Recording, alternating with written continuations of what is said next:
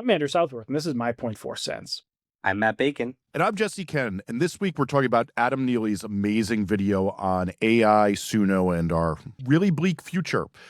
Then after that, I have a great interview with Dave Cool, who used to be at Bandzoogle, is now at Gig Salad. And this is one of the most interesting websites making millions for musicians that you can sign up for your side gig. Then after that, we're going to talk about all these distributors who are not paying out royalties on time. Behind the paywall, we're going to talk about record-breaking vinyl sales and Spotify's new AI DJ. Guys, so we should address two things before we get started. Dustin, unfortunately, is not feeling well, so he's not with us. And I do have the unfortunate news, or fortunate, depending how you feel about me, that you are not going to see me quite as much around these parts anymore because I am in documentary hell as I make my movie Why There's No Money in Music, and I have to film more often for the next few months. So for those of you that hate the sound of Jesse's voice, you're finally getting your what you've wanted. We've heard you and we're making a change. for those of you who think jokes about blowing my nose are funny, RIP to you. But you know, as Jesse either finishes documentary or has time, it's whenever he wants to, he'll be hopping back on, or whenever he frees up. Aside from that, the current plan we have, which may change over time, is we're going to have a rotating fourth host. Maybe not every week, but that's the current plan. So if there's anyone that you think is super awesome that we should bring on, let us know down below. Yeah. So guys, we all watched this Adam Neely video that I found to be a movie level event of great information. That intro is fantastic. Intro video was like the intro to a television series level of like production quality. One of the funniest things I've personally found about it is most of the interview where the CEO of Suno is saying the most repulsive things is all taped in my podcast studio. and I'm like, oh, I'm glad I didn't show up to work that day because I would have been big mad. Yeah, the founder, I don't know his official title, CEO of Suno, he's had a lot of crazy stuff over the years, which is definitely in Adam's video as well, where he says things like, most musicians don't even like making music, or, or like we're trying to turn. There's some things that he says that on the surface seem like really cool ideas. Like, for example, when he talks about how he wants to enable anyone to be able to have fun and interact with music. And I think there was a few points he even made that were actually like genuinely good, where he's talking about, if you're a super fan of an artist, imagine if you could actually like manipulate their music and as like a super fandom thing, which I feel like is going to happen eventually. And Spotify's talked about publicly, they're working on building features like that. But Todd Rundgren in about 1997 or 8 put out a CD-ROM where you could do that. So it's a pretty old idea. But like now it's like you can actually do that in a way that's like change all the lyrics in the song to, instead of saying Sarah, it's saying my name or something. Yeah. Right? And then now it's like, oh, cool. It's like a custom song for me, for my favorite artist. And that's fun. You can share it in social media. And the music therapy thing really blew my mind, because I knew about, like, from Oliver Sacks, I knew about that charity that's like writing songs to help Alzheimer's patients like remember shit, which I think is really cool. And I had not thought about, we could just, like, that actually does seem not completely terrible. Do we know if this is any of Oliver Sacks's forged reporting, since that's come to light? Oh no, what happened? You don't know this? Like a few months ago, that turns out that people are like, Oliver Sacks sure bullshitted a lot of his work, and that we're now finding out. It's like, yikes. Jeez. But that's not good. People would make music for Alzheimer's patients, putting like stories from their lives in songs. Yeah. Remember, like that's like the perfect application for like AI music helping people. And like, for example, you're scrolling TikTok and you see like a fun, adorable video of like a cat dancing that couldn't happen in real life. Like, this is what AI is made for. Stupid videos that you could never justify paying someone $1,000 to make for social media fun. But then like you hear the Suno CEO talk about like it costs too much money to make music, and this artist went from being able to write 50 songs in a year to putting out 500 songs in a year. And the worst thing about music is how much time it takes, and basically ignoring like acting like there's no value to the art of like creating the music. They to them it's just an expense. It's like the art of making the music is a meaningless expense that's just it's only negative to the output of the final product. And so that's like I think we could all agree music's a product, but it's not like a shoe. You know? Well, and it's interesting because I was thinking about this because there's this thing that happens when you start to get like when you get to the point where you're at like a mid-level label who's investing like real money in you and you have like a real booking agent who's putting you on tours where like one of the big bottlenecks that we run into with those artists is like we need more music. And especially when you're in sort of the going from like 50 tickets a night to 300 tickets a night level, like we just need like exciting like music to happen and stuff to be happening all the time. And so like I always joke about it's like, well, you can only shake the genius tree so much, you know, for like songs to fall out. Like I have to pressure the artist to write me new songs, but I can't like, Yeah. you know, There's a which is limit part to what someone can it's output. it's part of the dance of A&R, which is fine. I mean, the first time this is all being written about in Billboard is like the late 70s into the early 80s. This gets to be a big thing that artists start releasing an album Yeah. every 9 months or so because the Yeah. A&R is putting so much pressure on them. Yeah. And so uh you know, and so like yeah, like I see a huge temptation from the label end because it's like, well, I need another fucking song because if I can tell this other agent that we have another song coming, that we can get a fucking tour. And like that's a serious thing when I'm rolling out records with artists is going like our songs are the bullets in the chamber and we only have 5 singles. So we gotta like map them all around tours and use them as like a sort of carrot to get people to give us the tour. You know? Yeah, I mean, my thing is always this, and this is kind of I have like two big problems with what Adam did, and I want to say Adam did incredible work, but I always can find a bone to pick with whatever. Uh, I think, and former guest of the podcast, John Stroms, made this point a lot and very clearly that when we don't start the discussion of AI just with from top down, that this is a fucking plagiarism machine that is, as Molly Crabapple put it on 60 Minutes last night, the greatest heist of artist work of the untalented fucking losers writing prompts, the lowest life forms of people that we've ever seen that then go on Twitter and say, I'm making $17,000 off imitating a fucking falling in reverse song or whatever, that these assholes are literally stealing from the talented and inspired and that genius tree that we all claim we really, really value.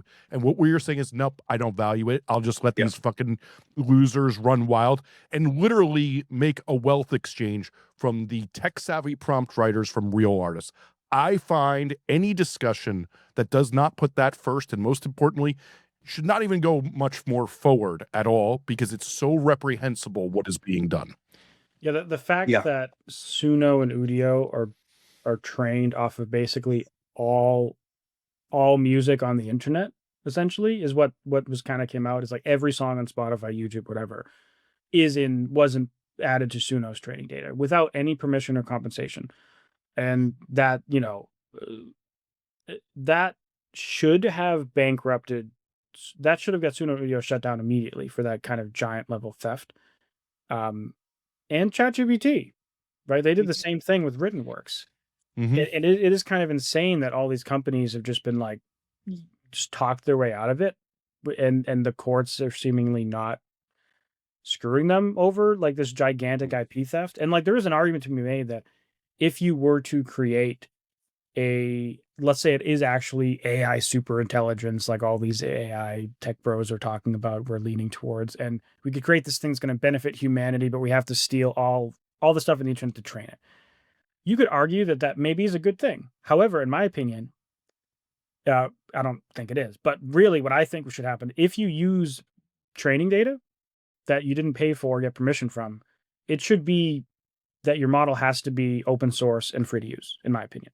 Like, I think they should only be able to charge for Suno if they properly licensed all the material, because then they're paying artists and they're paying into the system and they did everything the right way.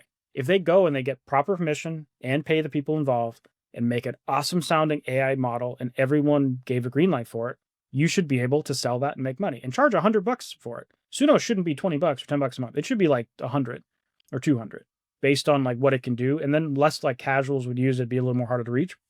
The fact that they're allowed to charge money for stolen training data to me is egregious. Yep. It should be like they have to give it away for free if you stole it. I mean, I think in general, it's in any other form and time, we would have not seen this be allowed because it would have been stopped. This is what Walt Disney Company's whole thing with copyright has been forever, is that they came in and they made sure this stuff couldn't happen. And, you know, not that I'm a fan of what they've done. They did some very egregious things with that. But the point being, one of the problems we have now is we have a geriatric body that makes decisions about our future that does not understand technology. I mean, I literally say it. I have to be many people's tech support. My age group is pretty much like within the 2 to 3 years I was born, is like either you are incompetent at tech or you really get it. And there's no in between. And these people who make the laws are largely older than me, which is not good. Well, yeah, I mean, I think the average age of Congress is like mid-60s or something. And I think that's unfortunately not true. You might be not. I mean, we're about to have a Studies massive like, sea change, but overall, like intelligence and increases over time up to a certain point. That's like Yeah. 70 or something. The problem is when it comes 50. to like tech savviness, it's completely different. So it's depending. It's right now we're bridging the gap. We're now getting to 58.9. That's good. It's gotten a lot better in recent years. 6 but- years. It's 6 years. We've lost 8 years of congressional life. Yeah. But That's great. you know, so and also Senate is 64.7 and representative is 57. Thank you, Google. But yeah. But let's get into the documentary. So I had a few thoughts that I wrote down. I know, Jesse, that you really wanted to go in on a couple things. The one thing I wanted to point out, like, maybe this is just me. I think there's this interesting thing where I clearly definitely think about music very differently than Adam Neely does. And there was definitely a few points where he was like, I don't think you could develop jazz from like previous points or something. And I'm like, yes, you could. You just don't know enough about music history, because your attempt to prompt for jazz did not involve like Jungle Square and like, half black, like classical musicians that like actually created jazz. And same with hip hop. Like, you can figure out hip hop from like the music that exists in the 70s. I'm just saying. So that just seemed kind of ridiculous to me. But Jesse, I want to know what you were going to go in on, where you said he was playing. I think this is just a really funny thing that he does. He plays this Aziz Ansari joke, and now, funny enough, I actually talked to Aziz about this joke because I thought it's so stupid. So Aziz makes this joke about Kanye listening to his own music, but one of the things you realize when you work with people who make very popular music is most of the time they're making the music they want to hear and they want to listen to. Yeah. I, throughout all of my life, have made the music I want to hear. And that's the goal of it, is that then you want to listen to it. One of the funniest things I talk every year, like my neighbor's band stay inside. They'll be fine with me out of this. It's like the funniest thing is, like, I remember talking to Chris. He's like, well, my Spotify Wrapped looks stupid because it's all my own songs. And it's the thing. They're one of my most listened to bands because I like them and we make the music we want to hear.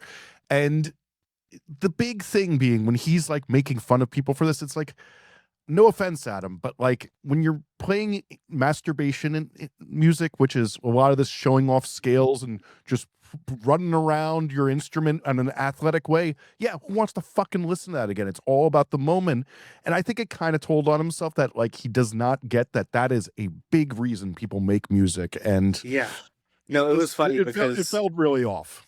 one of my notes was, does this guy not like music? And I don't know. that was I feel part of so when I'm working on a song, I'm listening to it very obsessively. And when it's like fairly new, I'm listening to it a good amount. But then there comes a point where anytime an older one comes on, it can be almost like painful to listen to. And part of that's because like you know where you've come since then. Part of it is because like the person who you were when you made that, you're no longer that person. So it's this weird like it's too similar. What's that when something's like too similar to real life? Kenny Valley. It's like an Yeah. uncanny valley thing. Like this is like me, but it's not me, and you can't relate Yeah. to it. And it can be kind of cringy to, but like when I'm working on something, I do listen to stuff a ton. But then it gets to the point where I've heard this 700 times, and then I've Yeah. grown since then. That it gets boring. So I think I don't know. I've heard a lot of this from other artists. Every time I've done Spotify Wrapped in the last few years, my band ends up being on it in some capacity. Not necessarily number one, but like in the top five or whatever.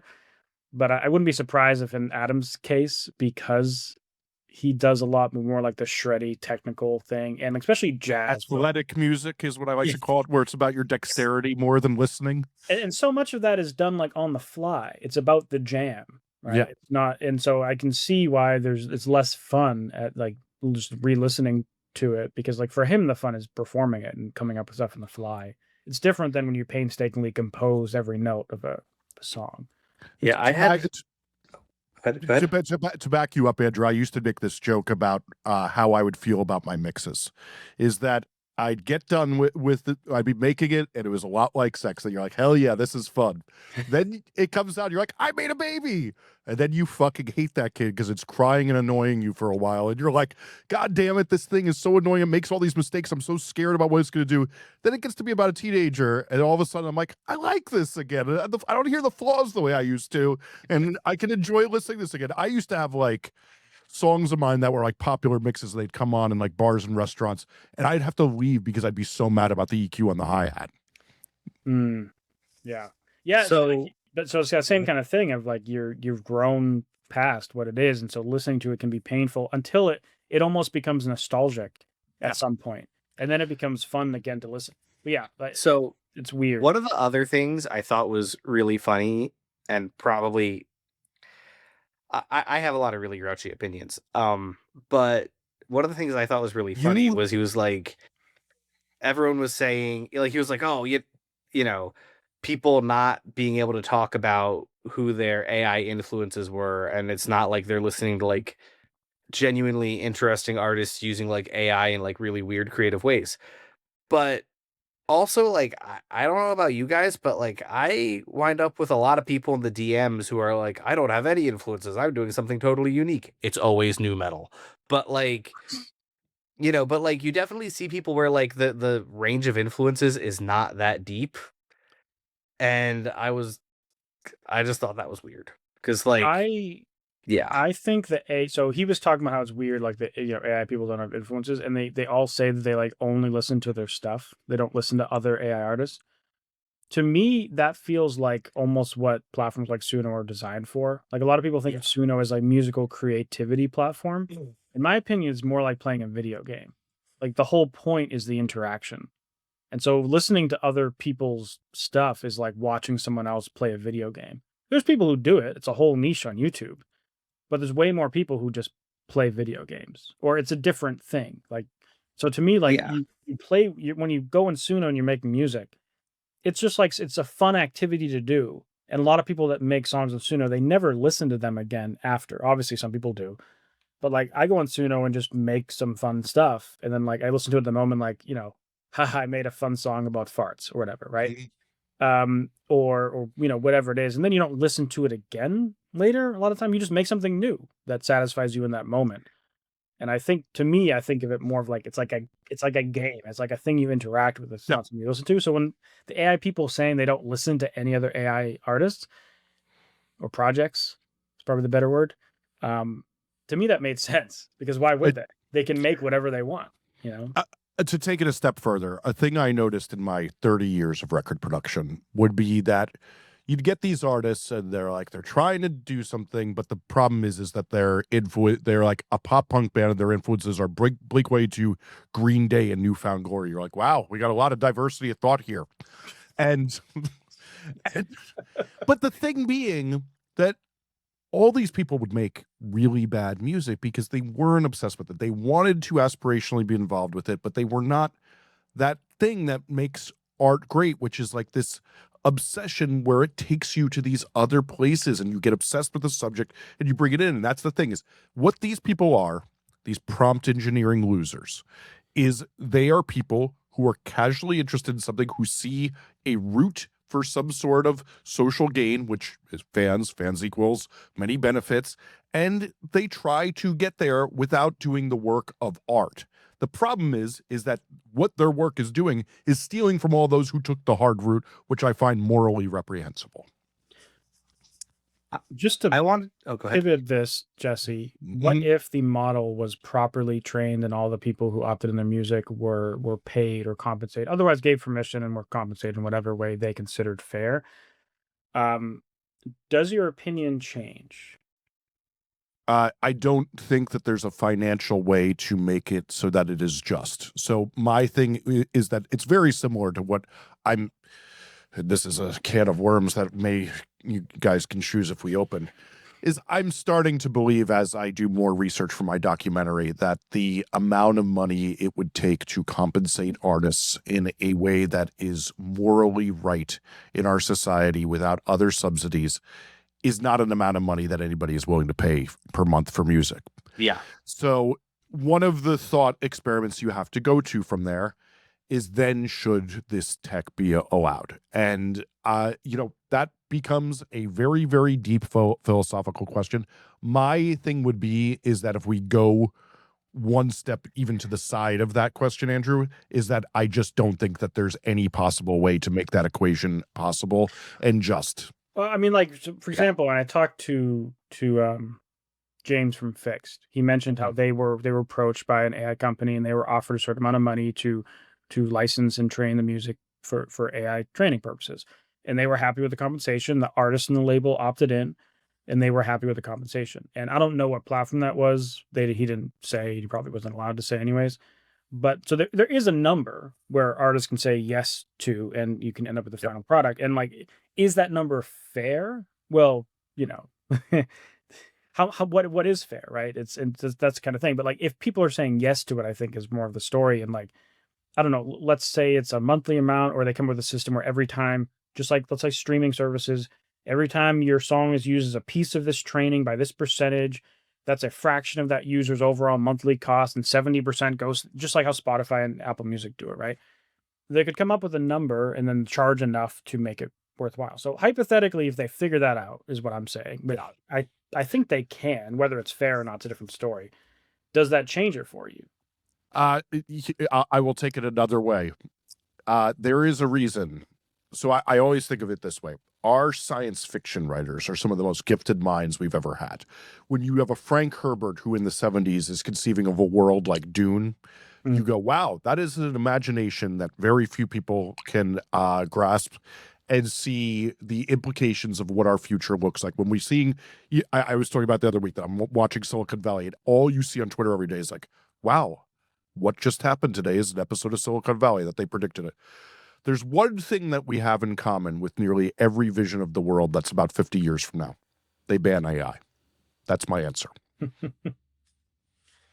Okay, I want to go in a totally different direction before we run out of time. We got like 4 minutes left. Yeah, real quick. Okay, this is really bleak. Adam Neely talks in the segment about how live music is like the thing that's going to be real and is going to save because we can't replicate that. I don't know, for 2 reasons. one, backing tracks, whatever. Like, I'm sure there'll be more Milli Vanilli-ing than we realize. That's fine. That was kind of already happening. It's just easier now. That sucks, but whatever. Two is like Hatsune Miku. Do Explain you know? it, Matt. So I know, obviously Okay, no, but explain it yeah, for. but for explain it because Andrew doesn't. Explain it for me. Uh, Yeah, I'm so Googling. basically, Hatsune Miku, it's actually really cool. She's like a animated hologram character, like an anime character who does concerts, and it's like all on a track, and it's like her animated character An on the original, we stage. should say it's an original Vocaloid that you could Yes, license the program for your song. Oh, is yes, it actually from the company that does Vocaloid? Is it the same? yeah. No, is it? I'm not sure. That part Or, I don't know for sure, but but Okay. point what being, I know is it's a Vocaloid. Yeah. yeah. So it's really cool. Like it has like all this lore, like it's a real project. Like people are clearly like putting thought into like the presentation of The this Coachella character. performances on YouTube, it's great for anybody who Yeah, wants to no, go like to it. it's genuinely like it's an animated character, but it's clearly art. It's, in my opinion, maybe a little bit more like a movie or something than it is like a concert, you know? Mm. But there's also concerts that I like. Going to see Iron Maiden is almost more like seeing a musical than it is going to see like a band, because there's like bits, et cetera, et cetera. But what I'm trying to say is I could see a world where there's a lot more Hatsune Mikus and a lot of people are just like into that. I don't know if that'll be the world, Mm. but I see it. I I don't know. I mean, and even if it is that world, you don't need AI music to do that. No, you don't, because again, I think I don't have a problem with Hatsune Miku. I think it's really cool. Yeah. I think it's Mm. an interesting art form. Also, those dance parties that are like huge, right? There's one that I saw recently. It's like a metal dance party, and they just play like new metal music from like Yeah. 90s and early 2000s. Emo Night is one of the most massive touring businesses there is. Yeah, Yeah. they do indie electronic night and Swift night and all these parties which are like just playing other people's music. So like Right. there's always going to be a thing of like people like live music, live events, even if they're not original. Yeah. But I think I don't know. I think people are going to want like a real band too, because there's a lot of people right now that would look at the Hatsune Miku project and think like stupid. I'm not gonna go see that. Like personally, I look at this and I'm like, I have zero. I would honestly never pay to go see an EDM DJ live. I think it's stupid, in my opinion. I mean, the one thing I will say that's the argument for you, Andrew, is you're a married man, and as somebody who was single until they were in their mid-40s, let me tell you why we go to dance parties, and I think you can figure out what I'm about to say. Yeah. Well, so that's like a social event at that point. Yeah, So, like, but that's what music events do. Like when I was young, going to shitty punk shows, I wouldn't always be going because the musical performance, let's just say this: they were not Adam Neely on the bass by any means, but you know who was there? Girls in fishnets with mohawks, and that was my Yeah. jam. Yeah. Yeah. Girls Anyways, with I fishnets think and there's always mohawks, gonna we be salute that, you. that subset of people who like just want live music. And even now, there's a lot of people who are grouchy about the use of backing tracks and blah blah Sure. blah. And Sure. so I don't know. I think it's gonna be so long before the AI projects can reliably penetrate the live music. But I actually wonder if it's gonna make live music more popular in the meantime.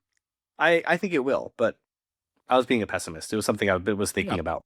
Yeah. I think the live music thing, it really is that thing, like just the same way that we saw book sales surge this year, and there's a lot of people who are like, I need to get my brain off this fucking internet thing, and the live music has always been. I mean, we see more people in just one neighborhood in New York in literally by 4 times what it was 30 years ago go out to see live shows in a single night on the weekend.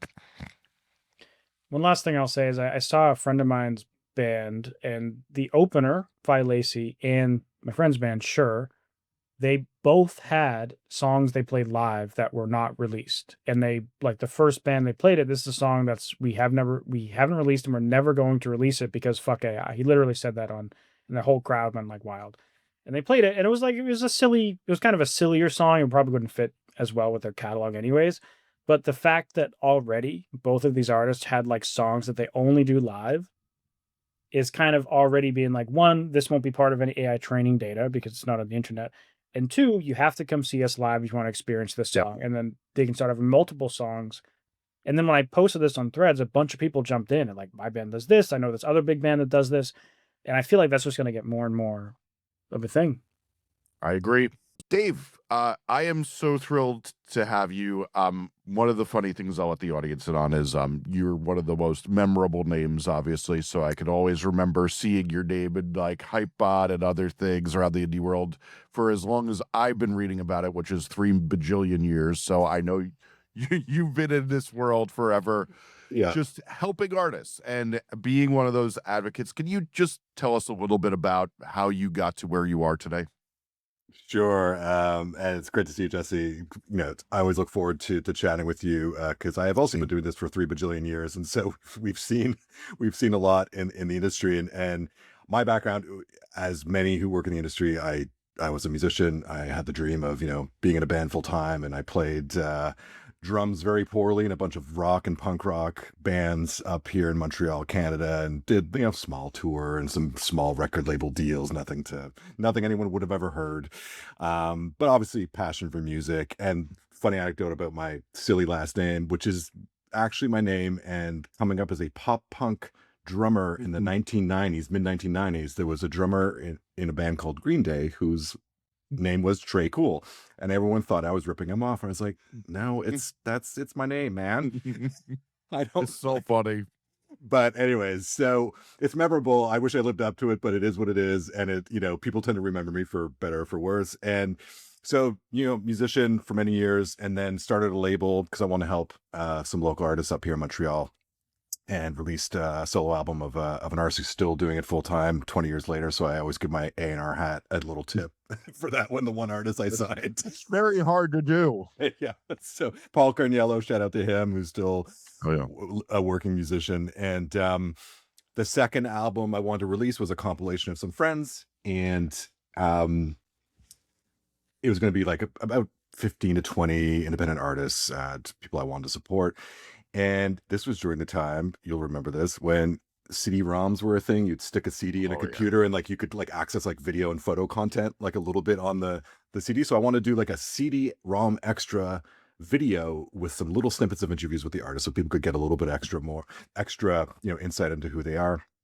And I hired a skateboarding buddy of mine who I grew up with, who was a professional camera person, and started interviewing artists, and then realized like, hey, no matter what genre, no matter where they're at in their career, there's a common thread here. Like, things are changing, access to technology and distribution is changing, and we felt there was something more interesting going on. And so we just kept going and kept interviewing, and ended up at conferences with Derek Sivers, the founder of CD Baby, and Pano Spene, the founder of Sonic Bids, and got them involved. And it became a documentary film, which ended up being released as a documentary film DVD with a CD extra. So the compilation ended up being the bonus content to the actual feature-length documentaries. And that was called What is Indie? A Look into the World of Independent Musicians, which is now, we were just chatting a little bit before, it's now 20 years old. So this was before social media. I used MySpace to promote it, but it wasn't really a thing.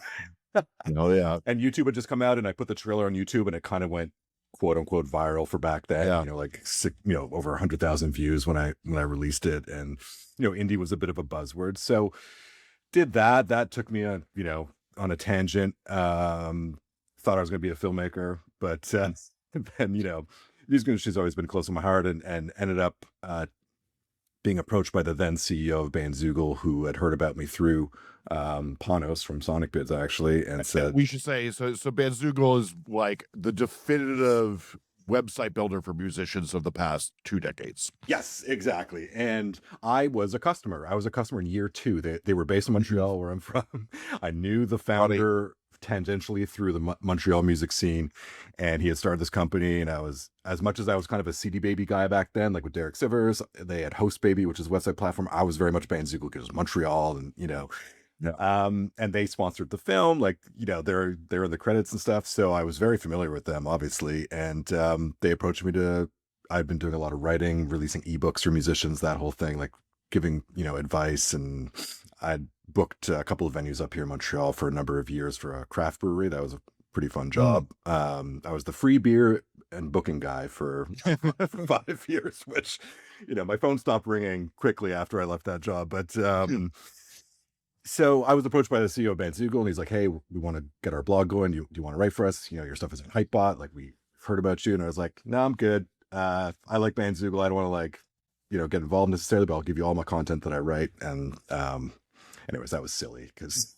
and Yeah, they invited me to their annual meetup that year, and I met the team, and I was like, oh, like the founder's wife had been to my band's show growing up, like because we grew up in the same kind of South Shore community outside of Montreal. So that started the biggest chunk of my career.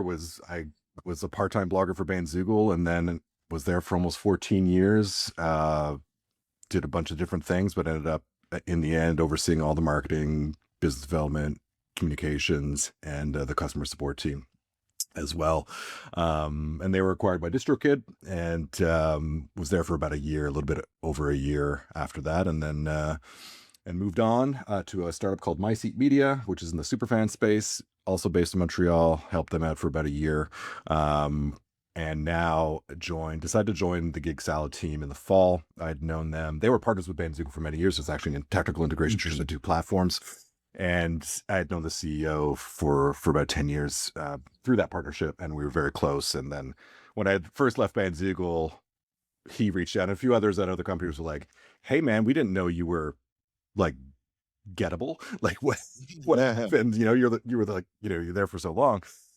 And Mark Steiner, the CEO of Gig Salad and co-founder, stayed in touch, and then there was an opportunity to join the team, and I knew a lot of them from having dealt with them over the years, and they're another platform that helps musicians make money, which is that's been my passion focus. The through line in my career has just been, how do musicians actually make money? Whatever money is being made, how are they actually making money? And obviously with Bandzoogle, it's like having a professional website and selling direct to fan and selling merch and music, and having an online fan club, monthly subscription, that kind of thing, like that. Those are certain revenue streams that artists can take advantage of, but also playing private events, corporate private parties.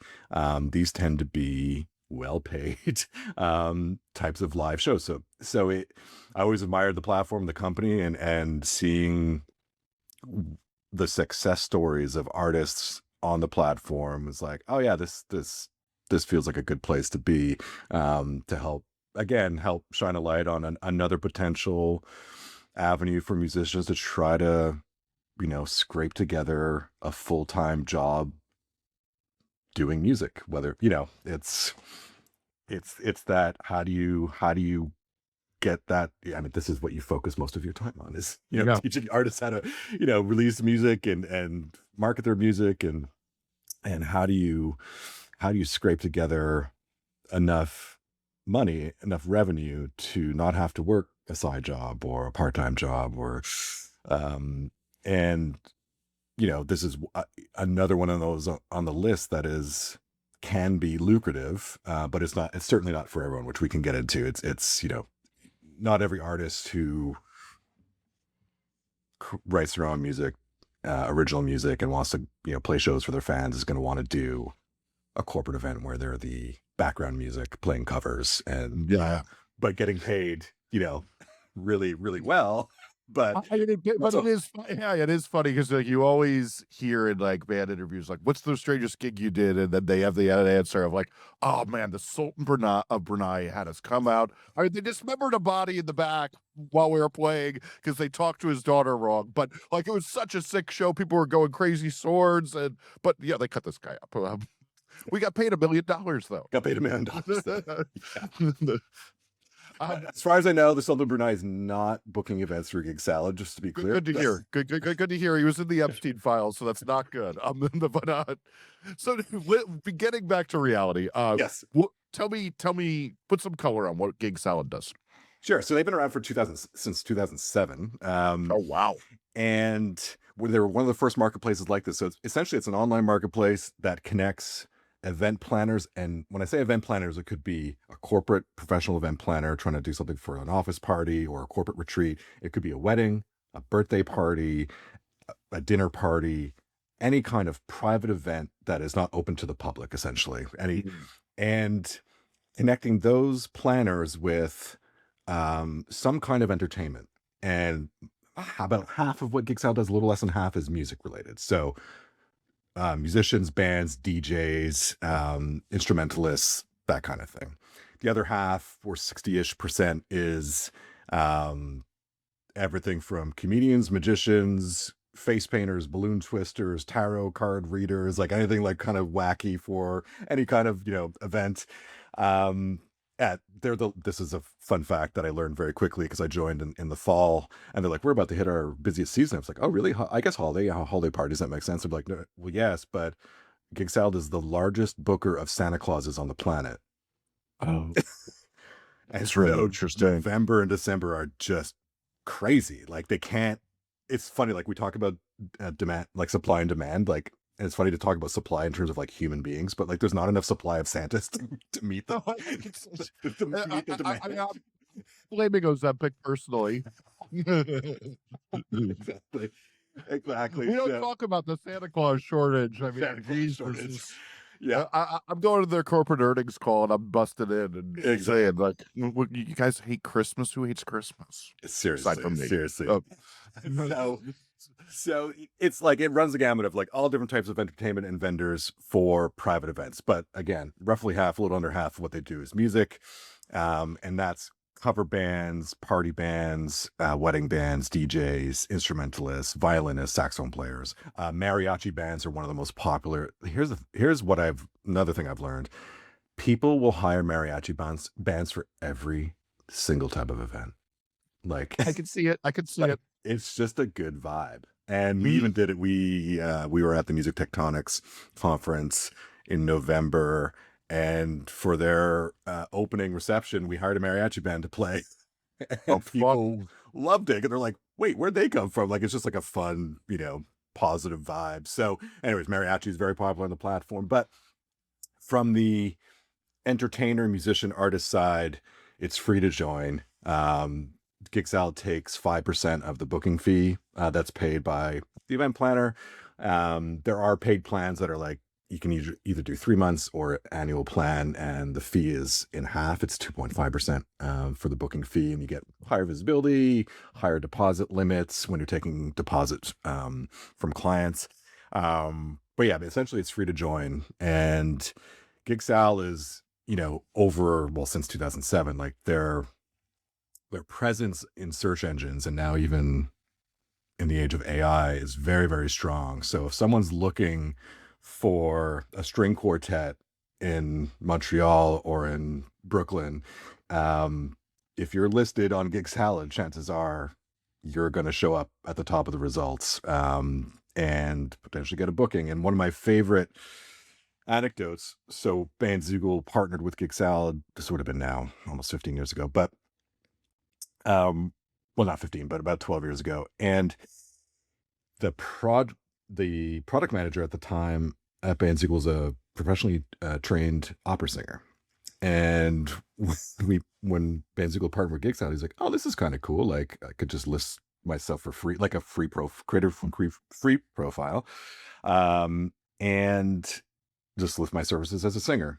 And within 2 weeks, he got hired to sing the Canadian national anthem at a junior hockey game or something, and got paid like a few $1,000, like something crazy. It was just like, well, that's nuts. Like that was like a nice little surprise. So, it's the types of gigs that you kind of hear about, like they exist out there, but it's like, how do you get booked to these private events with people that are willing to pay like real money to have entertainment? And so Gig Salad is a marketplace that connects those two worlds. But again, it's, if you're an artist that doesn't want to play any cover songs or doesn't want to be not the center of attention, who's going to be in the background and no one's paying attention, those types of bookings tend not to happen on Gig Salad. Some, but it's mostly people are looking to hire entertainment that's going to serve as something that's kind of in the background, playing familiar music, that kind of thing. Yeah, and like it is funny because like I have steady income, I have weird income, but like these type of gigs are a lot of the time the things that like really make it so you can do the dream things for a lot of musicians or creatives like me. Like, you know, it's a funny thing of like I took an odd gig like this the other week because I'm need a lot of money to be able to travel to make the movie I'm making now. And I think of like when I talk to my musician friends is like a lot of time it's like, yeah, I took this DJ gig at this wedding because at the end of the day, it's going to allow my wife and I to sit at home and make our art for 2 months while we like make this thing. And I think of that all the time. And like, this seems like such a great way that you're not doing, you know, data entry or working at doing something soul crushing, that you're actually doing something artistic with your money or Yeah, with your exactly. time. With your instrument, with your talent, whatever it might be. Absolutely. And I have no judgment for any artists who, you know, don't want to do that, and they would rather Mhm. work as, you know, be a barista or an Uber driver or Uber Eats delivery person. Like, zero 100%. judgment. Whatever you got to do to make, you know, to be happy and to put your art out to the world, I would never judge that. If you're willing to do these types of events, there's definitely money in it. And you could, like you said, do one or two of these gigs a month maybe, and that'll pay your rent and most of your expenses. And then you can focus on creating your original art and your original bookings, which tend not to pay as well, especially as you're starting out and trying to develop a fan base and all that fun stuff that you talk about. Yeah. Because there's too much supply for the demand for original music and venues. So like venues, I used to run one, like, you know, they'll pay you if you don't take the gig for $150, some other band will.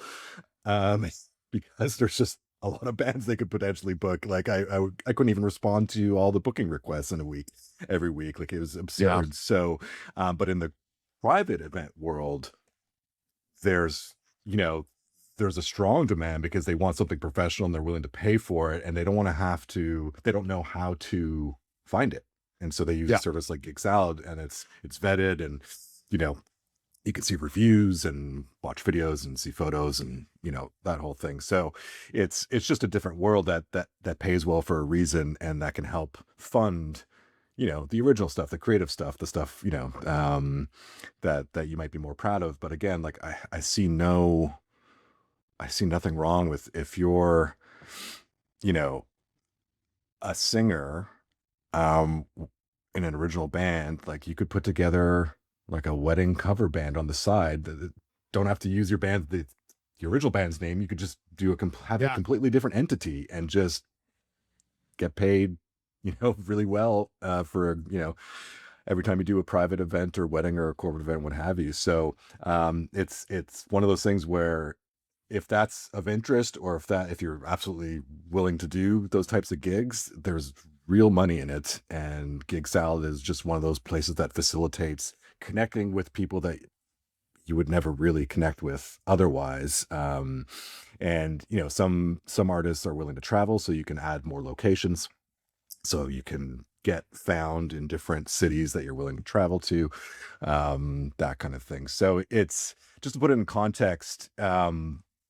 And I think this is one of the reasons I'd reach out to you, because I was so curious after joining, like, okay, so in 2025, like, what did that look like tangibly for musicians on Gig Salad? And they did, just over 25,000 bookings and private event bookings for, in anything in the musician categories, which is all the things I've mentioned, which paid just under $13 million, Wow. for those bookings. So that's, you know, that's serious money. And again, it's all those types of different events, cocktail parties, private corporate events, weddings, birthday parties, that kind of thing. And Yeah. And it's incredible.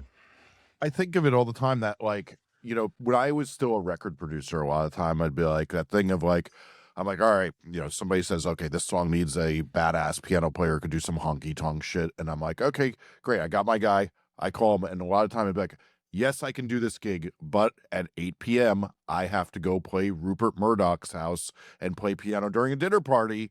But the reality is, like, I'm paying him $750 to do a session for 8 hours. That is paying him $2,500 to play for 2.5 hours during a dinner. And that's what keeps a session musician alive. And I think a lot of people don't see, like, when they're struggling and going, how do I do this? This is a lot of the answer. Oh, absolutely. Yeah, absolutely. And as far as I know, Rupert Murdoch also not one of the Empire. Good to hear. However, like just to give anyone listening to this some context, like major corporations use Gigsound to book entertainment for their corporate events. Pepsi, Nike. Just yesterday, one of our members posted on Instagram, wasn't Jimmy Fallon himself, but the producers at the Tonight Show booked a DJ through Gig Salad to perform during a segment of the show. Funny. And it was booked through Gig Salad. It's like all these things there's so many bookings happening that we can't always flag like, oh, that's a big corporation or that, but it is absolutely happening. And because people just look like need a DJ in this style in this city for this date. And it's like, yeah, or here's this guy, he's a pro and he's on Gig Salad. And yeah, it's more and more of those stories. I hope to share them as time goes on because it's like it's free to just create a profile and like this guy played. We watched the video on Instagram. It's like The Weeknd was singing and this guy's DJing in the background. There's Jimmy Fallon. Wild. Like what? And it was booked through Gig Salad. It's like that's pretty cool. Yeah, that give us some more color. Like what else do you guys see for musicians over there? It could be, cruise ship gigs. There's definitely demand for, and this is not for everyone, of course, but like impersonators, tribute bands. Yeah. Like that kind of thing. There's an Elton John tribute artist on Gig Salad that travels the world and, makes his full-time living as an Elton John tribute act. And there are tons of those stories on Gig Salad of whether it's a cover band or a DJ or met a violinist at a conference recently. It was just like, yeah, she's like, I just like most of my paying gigs come from Gig Salad. And then I, play my original stuff in my band, which doesn't pay as much, but she's like, that's how I get to, do the other stuff. So, there's a lot of that for instrumentalists. There's a lot of demand for like string quartets or violinists or things like that. Cause you got to think like wedding reception or a private party, a backyard parties, that kind of thing. Yeah, I'm learning more and more. Like there's just so much happening on the platform. I mean, there's just tens of thousands of bookings happening that, plus it's a new job. So I'm trying to juggle a lot of different things, but I'm trying as much as possible to be like, hey, like when like that DJ thing happened with Jimmy Fallon, like that's really cool. Like, please, Yeah. Whenever someone sees something like that, like I'd like to know because I'd love to share those stories with people because these are the types of gigs. It's like, they're not easily found. Yeah. So the Gig Salad, it's really cool that Gig Salad's a place that, musicians can facilitate those types of interesting, unique, and well-paying gigs for, to help their careers. No, it's so cool. And because like I think of it all the time is that I get these texts that are like, hey, so I need a DJ for this video. They need to be tall, skinny, look like this because the love interest is shorter than them. And they're like, you know someone, right? And I'm like, no, I don't fucking know a 6'9" DJ that's in New York this week. I'm like, what the fuck are you on? Like, that's a very weird, specific thing to be hiring for. And it's so interesting that it's like, there, like, as the joke goes, there's an app for everything. And this is the app for finding very specific, interesting things. Yeah. And I'm not a new parent, but my daughter is 3.5. And when I told some friends that I joined Gig Salad and explained what it was, they're like, oh my God, where were you when our kids were young? Cause like, I'm a bit of an older dad. I started later than some of my friends, but they're like, to find a face painter or a balloon twister for a kid's birthday party, like it's impossible. It's like, how do you find these people? It's like, well, yeah, Gig Salad, that's part of what Gig Salad does. It's a lot of moms, which I know is a little stereotypical, but the data shows it's a lot of moms who end up doing the planning for their kids' birthday parties, and they're hiring face painters and balloon twisters and princesses to show up for the kids' birthday party. So that's a whole other, side of Gig Salad as well. That's just, as a parent, I'm like, oh, that's actually really handy. Yeah. So David, you know the indie universe so well. I'm curious what you see that is not being discussed as much of like tools, what's going on that people aren't seeing. I'll be honest, Jesse, I was going to ask you that exact same question because I'm a little bit, it's interesting. I'm a little bit removed from it. Gig sound Mhm. is partially music, but I'm immersing myself in all these other, verticals, and entertainment spaces like, might attend a magician conference next summer in Las Vegas. So, Wow, oh, that's good. So that's gonna be a party. like it's like, oh, I'm used to doing the music conference circuit and seeing the same people. Like it's going to be interesting to go to some of these different types of events. But in terms of like the music landscape, it's interesting. I spent about a year, a little less than a year at MySeat Media, which is a super fan app platform. You can build your own app. Yeah, it was when you sent me that, it was super interesting what they were doing. Yeah, and they've been around for a long time, and it's one of these other tools that musicians can leverage. But you definitely have to be further along in your career to, you know, to take advantage of that kind of thing. But I was curious to ask you to flip it a little bit here, like the whole super fan. I just read, this morning that Even has now partnered with Oh Universal yeah. Music, and they've partnered with everybody. And Yeah. you know, when I was at my seat, they're competitive platforms in a way, like they're both going after that same type of like super fan solution for artists, and I don't know if there's traction at a lot of these platforms. Um, there's definitely some success stories, which are great. It proves that it can work. But that model, like Superfan, has been all the rage, it seems, for the last couple of years, which is funny to me. I mean, if you, I'm sure if we like could get Google Trends to do the thing of checking Billboard articles and iPod articles, Yeah. it's just like if the line looks like I'm in the wrong place. Like, here's the line about 2 years ago of how fast it went up from zero. Yeah. But now it's like, it's still there, but it obviously AI is just dominating the conversation in every industry, Yep. including music.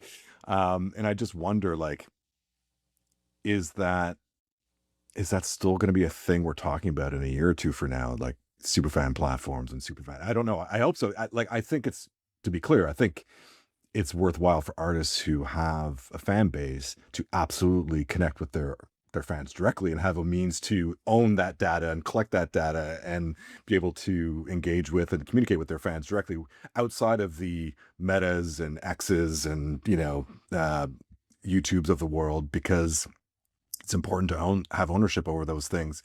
But I just wonder, it was such a buzzword for a couple of years, and I laugh because I mean it's a term I'd been, and many others have been using for years. Yep.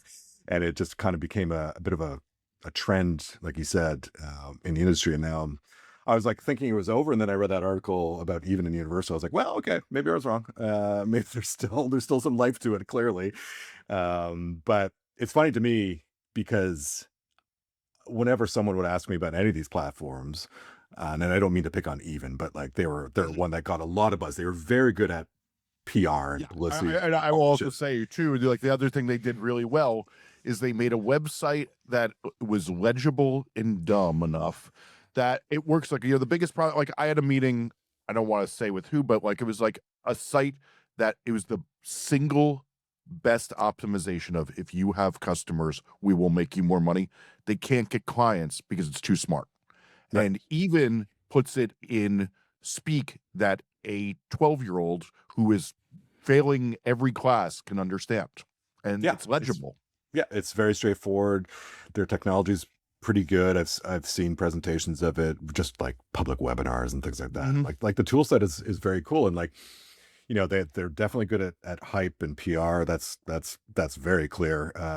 But when someone asks me about them, I'm like, it's really cool. Like the more the merrier. The more platforms that are there to truly help artists, and if any of them can take advantage of it and make it work, then that makes me happy. However, like Bandcamp's been doing this forever. Like Yeah. this is to me, this was nothing revolutionary, except Bandcamp doesn't use the term superfan.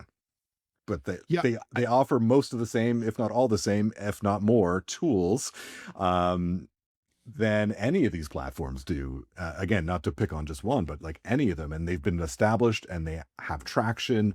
You can see it if you do some snooping with some, some tools online that you can find for SEO. Like Bandcamp, in terms of their web traffic versus any of these other platforms, it's not even close. Like, Yeah. it's not even close. Music fans go to Bandcamp to shop for music. Yep.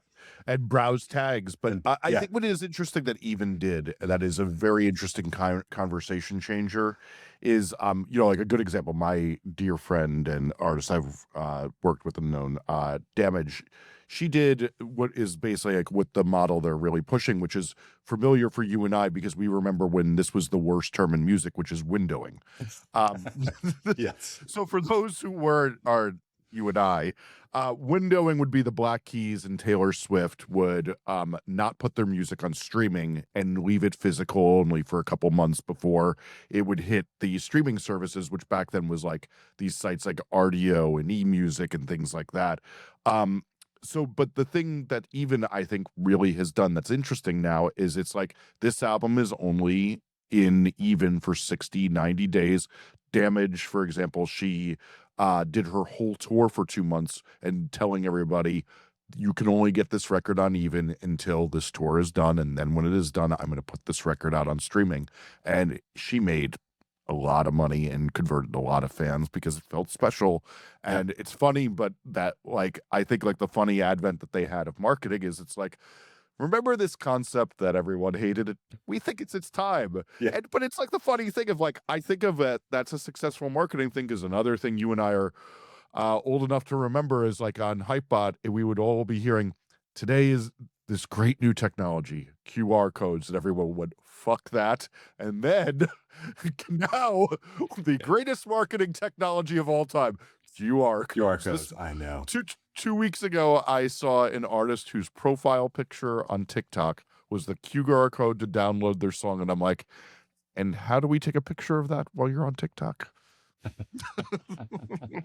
If you're enjoying this interview, you've only seen half of it. After the break, we talk about other ways musicians can monetize their music, as well as interesting tools that are happening in music today. So if you want to see the rest of it, head over to our member feed and join and sign up, and you get access to all of our back catalog of really awesome videos. So guys, there is tons of reports. For once, DistroKid is not getting most of the heat. It's TuneCore getting most of the heat. For being late with payments. What are you guys seeing here? I've gotten complaints from clients from all the sort of self-serve distributors for the last 10 years about this. So like, this is not a new issue. I know that TuneCore is getting heat right now, and I'm sure it's deserved, but like, this has been an ongoing thing. I have some suspicions about why it is this way, ranging from the nice, which are like, well, yeah, when you're running a payment system to serve several 100,000 people, it's going to get kind of hairy, to the, what if they're just taking the money in like the streaming pot and not putting it in escrow and instead just reinvesting it, and they like literally just don't have the liquid capital to pay people out? I did not think of that. Basically, like, instead of holding it, knowing that people are going to collect, they're pulling like a banking system and using it to invest, and then everyone's trying to cash out. They don't have the cap. I mean, that's one possibility, is that it's a bank and then there's a bank run. Yeah. I mean, there has been very bad distribution runs. When Mortem distribution went out of business many years ago, it devastated so many different indie labels.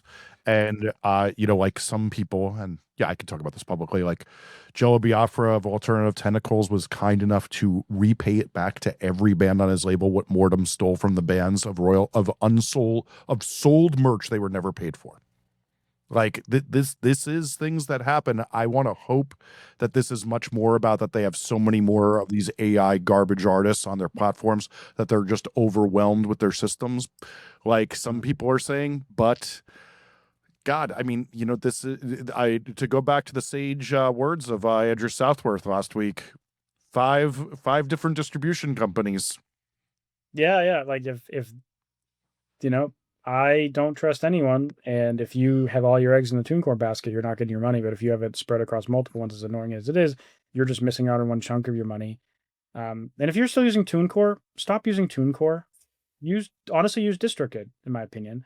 TuneCore, in my opinion, is like the fact that their accelerator program takes 20% of your royalties just to let you use discovery mode, which takes 30% of your radio royalties, is one of the most insulting things I've ever seen from any music distributor. So I tell everyone, don't use TuneCore. They're one of the worst ones out there next to CD Baby. Yeah, I mean, the one pushback I'll give you is I would not put my money anywhere near a company that's up for sale like DistroKid. Yeah. I mean, that's a fair point. They're currently for sale. I mean, the thing is, like, they all suck. Just use multiple. Use several, and save your ISRC codes and back up all your stuff. Because if anything happens with one, you can always move it. And honestly, like, don't keep too much money in your DistroKid or TuneCore accounts. Like, cash it out every month. Because there's so many stories of every company just like, oh, I saw this video where someone like Ditto banned someone because they were accused of streaming fraud, and they took all the royalties that were in the account, and there was like $10,000. And all I could think And of is like, why did you keep 10 grand in your distro account? well, because Unless it's just so that was that month's royalty pool. You know? yeah, I was gonna say is that because they all will black box you a little bit, and like you don't necessarily know when the distro payment's gonna come. And I've definitely seen this with big artists where it's like, this is 3 weeks late, and this is how I was gonna pay my rent. Yeah.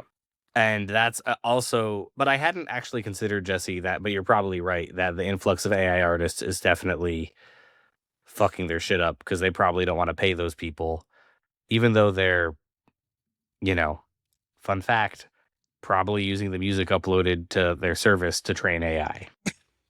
They're getting paid.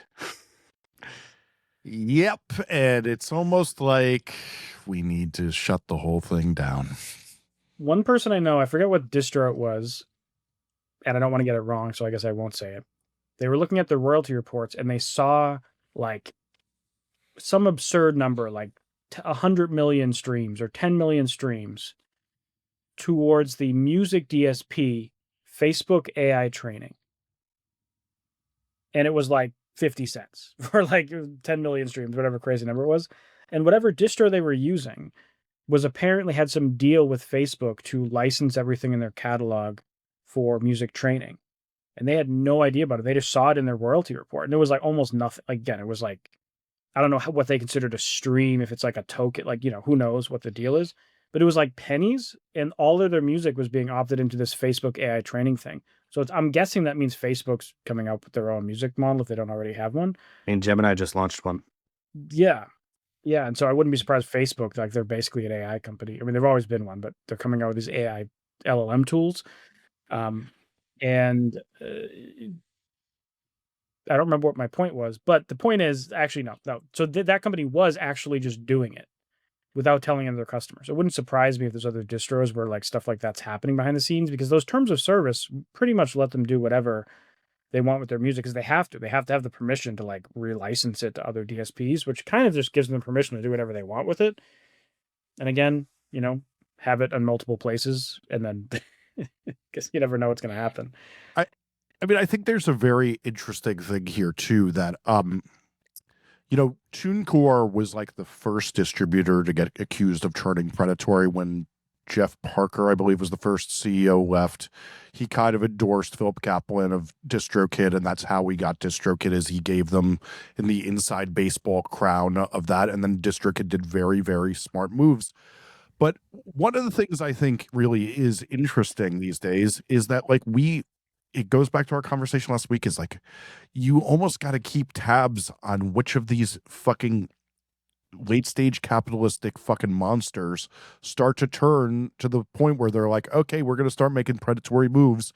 And TuneCore really has long been doing this, and this should be, in my opinion, one of the last indictments of them before they lose enough business that they go down. But the problem is we discussed this before, Matt talked about calcified relationships, is that they know they can get away with this.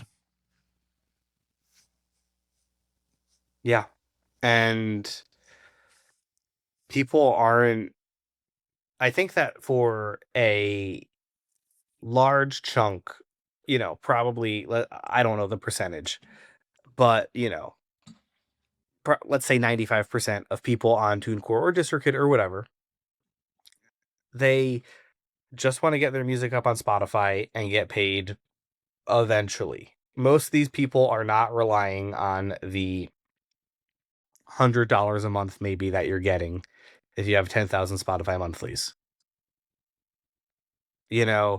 So I think there's not a lot of pressure because they're like, oh, this money just kind of happens sometimes, I guess, whatever.